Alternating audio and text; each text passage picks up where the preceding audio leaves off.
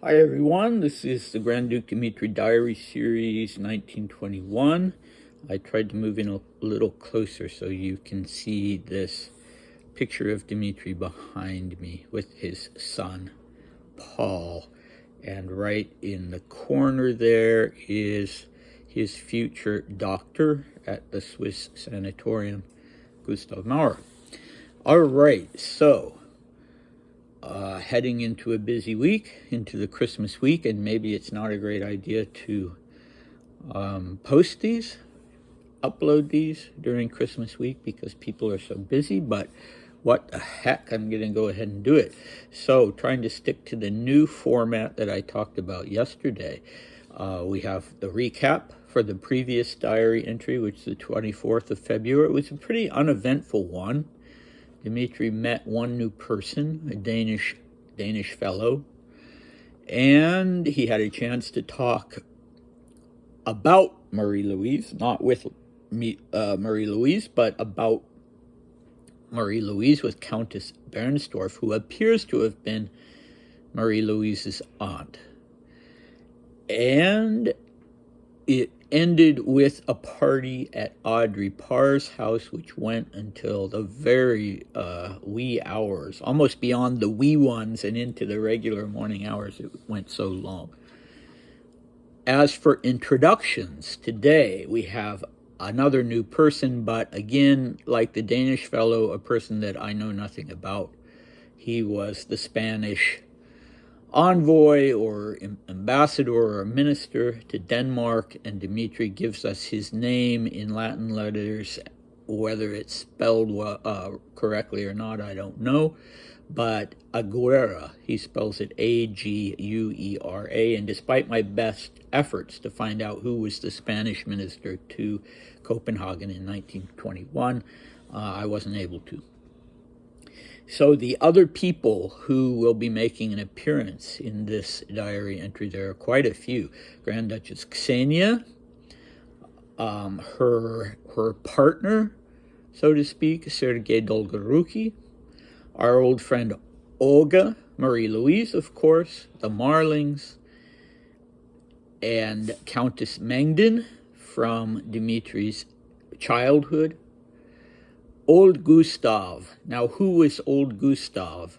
There are too many Gustavs, but the last reference to someone whom Dmitri called specifically Old Gustav was actually a prince of Sweden, and I believe was the father of the Queen Alexandrine, Adini, who was born a princess of Sweden. I believe this was her father, Old Gustav.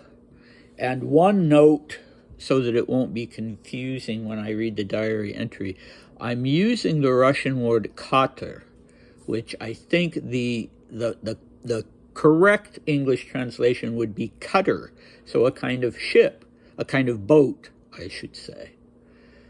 And I was unable to find this online as a slang term in Russia. The only definition I came up with was, this is a boat, but nothing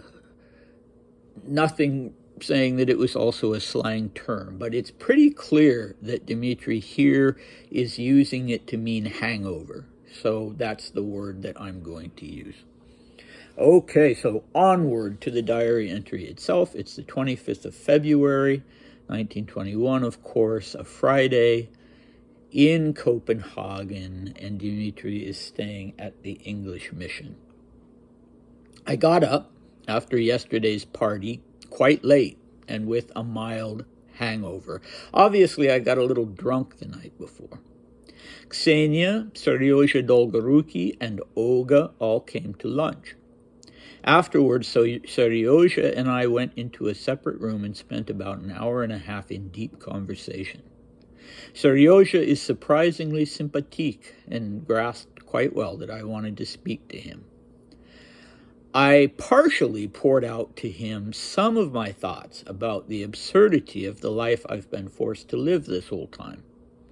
It was surprisingly touching the way he countered my words and told me he didn't agree.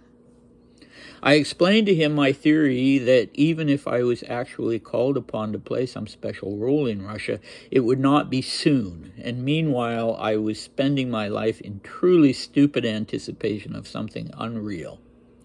And because of that situation, life was passing me by. In addition to that, I am acutely aware that we only live once, that a person is only 29 or 30 years old once, and therefore I have an absolute right to arrange my life the way I wish, and as long as I don't go against my conscience, I will always be accepted for any role, as long as there's a need for me. Okay, so now I, William, am going to intervene quickly because as I was reading this, I realized there might be some confusion when Dmitri says he was touched with the way that Seryoja Dolgoruki countered his words and disagreed with him. And I think what he means is that Seryoja told him, no, your life is not absurd. You are contributing. You are important. That is it's conjecture, but otherwise what Dmitri says about finding it touching that someone disagreed with him doesn't make sense. Okay, so on we go to the remainder of the diary entry. Naturally, I could not tell Seryoja what is really going on in my heart with respect to Marie-Louise, but I think he grasped it perfectly. Around 3 o'clock, Lucia, Olga, and I walked to Audrey's.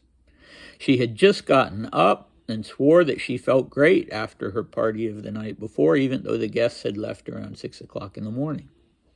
Our whole little throng went for a walk and popped into some of the shops. At 5 o'clock, I went to see Mimi Mangdon again. Naturally, she returned to the topic of poor Dodo with crushing calmness. I got home around 7:30 and took a nap, of course. I dined with the Marlings at the home of the Spanish envoy Aguilera.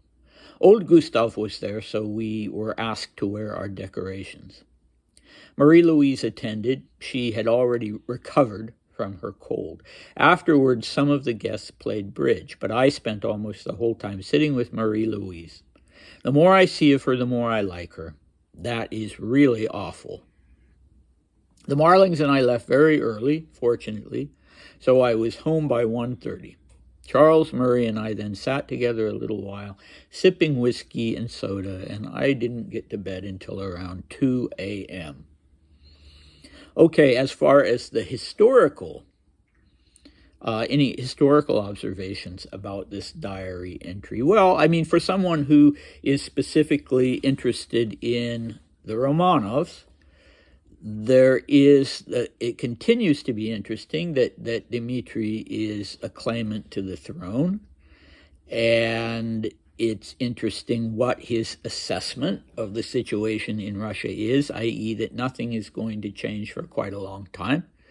And it's interesting that, Ksenia and Sergei Dolgoruki, well, Ksenia in particular is finally coming to a social event with him. She just hasn't done that. Well, of course, her mother has been really seriously ill, so it's not surprising that she hasn't gone out. Okay, as for cultural, I find it interesting, this idea that Dmitri can confide in Seryoja Dolgoruki, but he can't talk to him about how he feels about Marie-Louise. And that could be just a personal inhibition on his part, but I'm also thinking about something in Maddox Ford's novel Parade's End, where early on in the novel, the main character, the narrator, talks about how he can't, with his male friends, even close male friends, he can't talk about the topic of love, being in love with someone, because that just wasn't the thing that men of this upper class station talked about with each other. It would be considered almost offensive to bring that up. It would be considered sort of déclassé to talk about that. And of course, Dmitri wasn't English, he was Russian, But, maybe it was something, but he was, in his way, he was very English, and he'd been living in England. Maybe, so maybe he felt the same way. And so it was thought that the other person simply, you should somehow convey it to the other person without actually bringing it up. And that seems to have been the case in this instance. I mean, Seryozha knew that Dmitri was spending all this time with Marie-Louise, and so he understood it. All right, when it comes to the personal, this is an interesting diary entry in that Dmitri is having sort of two attempts to have a mentor for himself as a man who's still young and hasn't had paternal sort of guidance for quite a while. So it's he who really wants to sit down alone with Seryozha Dolgoruki and talk to him as a young man to a mentor. And it's also him who, I shouldn't say that, but then the ending, the diary entry concludes with this rather touching sit down with Sir Charles. They get home, and the two men sit down together, even though it's quite late, and have a cocktail, a whiskey and soda, and presumably talk a little bit. Okay, so from the perspective of a novelist, I think this is quite an interesting diary entry because it has scenes that could be dealt with very effectively in a novel. These two conversations with the two different mentors, and also this with Countess Mengden, which is rather odd because the first time he met with her, Dmitri had the same reaction, to be kind of baffled and almost a little upset by how matter-of-factly she talks about her husband's death. And I'm not quite sure what it is that bothers him about that. But he notes it both times, and in fact he uses the word killing in Russia, not just that she spoke with, as I put it, crushing calmness, but that she spoke, the literal word that he uses is with a killing calmness. And you can't say that in English, so I switched the word to crushing. But what the heck does he mean by that? I honestly don't know. Maybe I've missed something in the translation, but I honestly don't know what he means by it. And we find out that, yet again, what we already know, that he's really weighed down. I mean, it's not just, something that when he happens to think about it, it bothers him a little. He's really weighed down by this inner struggle with the ideas of fate, duty, conscience, and love, and the idea of how the clock is ticking on his life. He's about to turn 30. And I think a lot of people, that's a big one. Turning 30 is a big one. I only have a couple of years left until I turn 60, and that seems to me like a much bigger one than turning 40 or turning 50. But I suppose 30 is in the same category. Okay, and then, again, on this subject of fate, duty, and love, when he tells us that every time he sees Marie-Louise, he likes her even more. He's still not using the word love, but he likes her more and more. Then he follows that with a sentence in English that is really awful because it's adding to this inner conflict of his. So, yeah, those are interesting things to learn about him and what his particular approach to things is, both on a cultural basis and because who he is personally as a human being.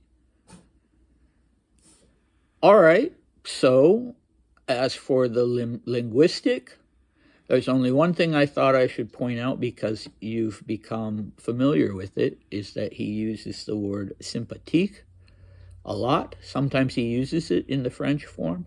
Sometimes he uses it in the Russian form. It was also an adjective in Russian, is sympatичнее.